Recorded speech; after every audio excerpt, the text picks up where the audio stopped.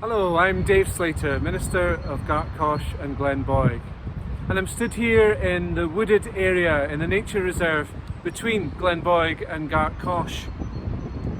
Formerly there was a house as part of this whole estate before the coming of the heavy industry. Indeed, there are still tales told about Woodnuke House and the Grey Lady that some claim to have seen. But there's little left of the building, just these few stones and bricks, not much else. I wonder what it must have felt like to be the last owners selling up to the ironworks firm and either passing away or moving out, leaving behind the building that would no longer be the family home. Or if we can use our imagination to think about being almost the fabric of the house itself, what it would be like to recognise that the local landscape had been changed by factory and by smoke, to recognise the emptiness of no longer being lived in, and looking ahead to a future of dereliction or even demolition.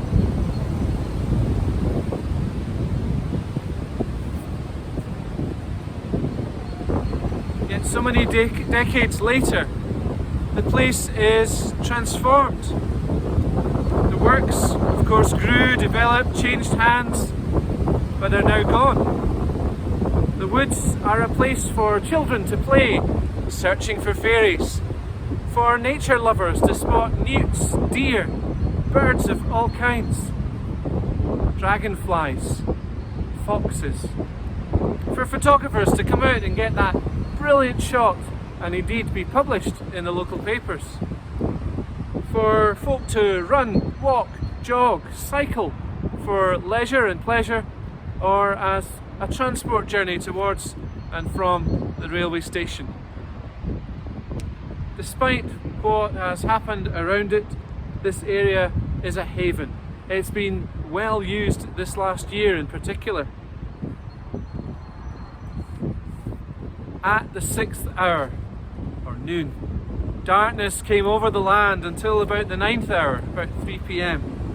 And at the 9th hour, Jesus cried out in a loud voice, "Eloi, Eloi, lama sabachthani," which means, my God, why have you forsaken me?" Despite knowing what was ahead of him, Jesus had, of course, foretold his death to his disciples. At the last, here he was hanging on the cross, and his cry of anguish was one that expressed his deepest emotions at that moment, using the words from Psalm 22. That God the Father, who'd been with him through everything, here on the cross had to forsake or abandon him, to break that link between Father and Son.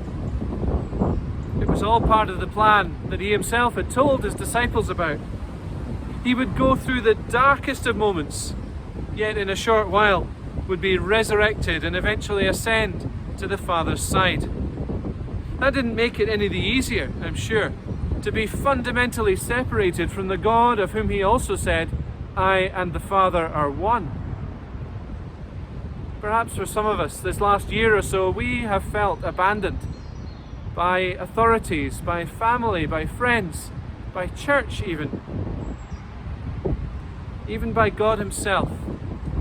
Yet the psalmist in that same psalm would also go on to write about how "in you I trust, I'm not disappointed," to declare praise and faith in God. Jesus would go on to be spectacularly reunited with his friends and disciples. Many of his followers would see him thereafter. Even an abandoned house and estate has had a transformation into a place of restoration, recreation, tranquility when it's not blowing too hard. May God bless you. And if you're in that place of abandonment or feeling desolate and derelict, may he restore you as he has restored many people throughout history and redeemed many situations. God bless. And when it comes, happy Easter.